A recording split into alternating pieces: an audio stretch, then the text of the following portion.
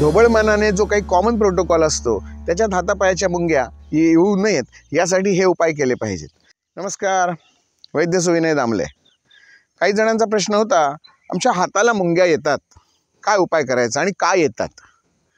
अनेक कारणं असतील।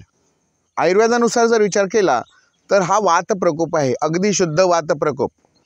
म्हणजे काय होतं तर पोटातला वात जो असतो हा एवढा वाढतो, ज्याला आपण व्यवहारात गॅस असं म्हणतो। तर त्याचं जे प्रेशर असतं ते एका स्नायूपासून दुसऱ्या स्नायूवर, एका आशयापासून दुसऱ्या आशयावर असं जात असतं आणि हातापायांमध्ये ज्या नस जात असतात त्या नसांना तो प्रेस करून ठेवतो, दाबून ठेवतो।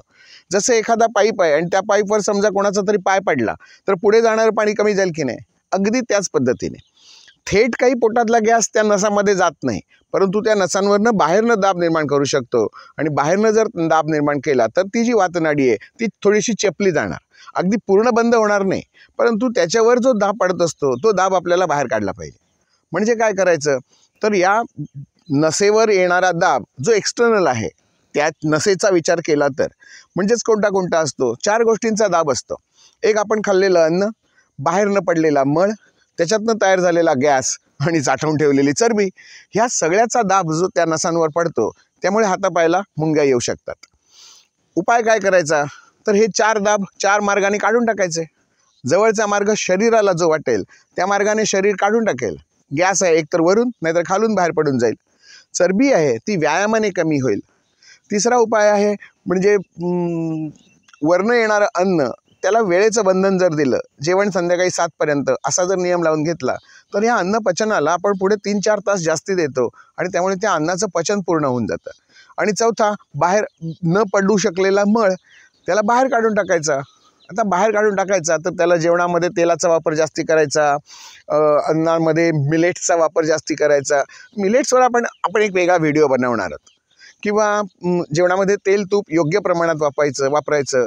इंग्लिश औषधांचा जो भडीमार केला जातोय 14-15 औषधं दिवसाला, ही औषधं थोडी कमी करण्याचा प्रयत्न करायचा आणि जे साठलेलं आहे हे बाहेर काढून टाकण्यासाठी पंचकर्माचा वापर करायचा। पंचकर्मामध्ये सगळ्यात चांगला पक्वाशयावर काम करणारी बस्ती खूप चांगलं काम करते।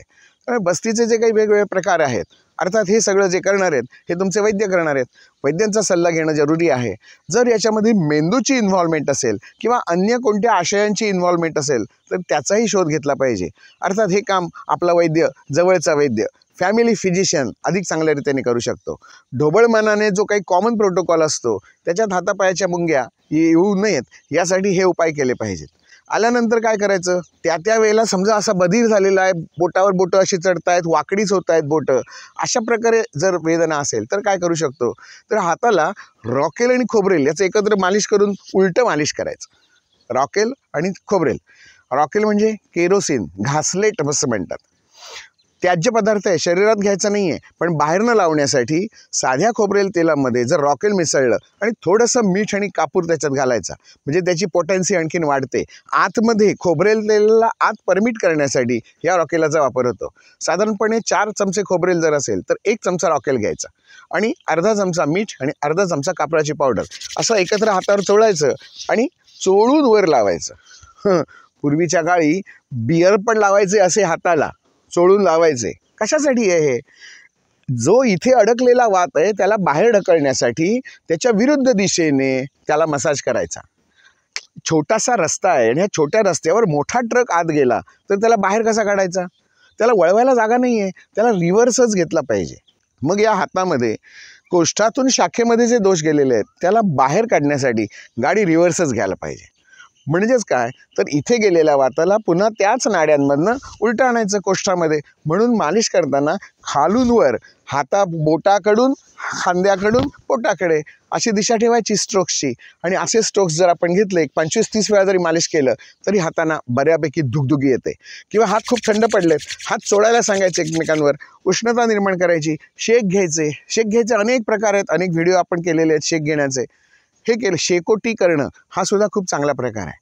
वाताचा आजार आहे ना, स्नेहा स्वेदा संशोधन मृदू हे चिकित्सेतलं पहिलं सूत्र आहे, ते आठवायचं आणि त्यानुसार आपल्याला जे जे करता येईल त्यावेळेला जे उपलब्ध असेल साहित्य त्याच्यातनं आपण त्या परिस्थितीला निभावून न्यायचं आणि मग वैद्य आपले आहेतच। त्यावेळेला हाती असेल ते शस्त्र या न्यायाने आपल्याला जे योग्य वाटतं ते करत जायचं। वैद्यांचा सल्ला घ्यायला मात्र विसरू नका. धन्यवाद.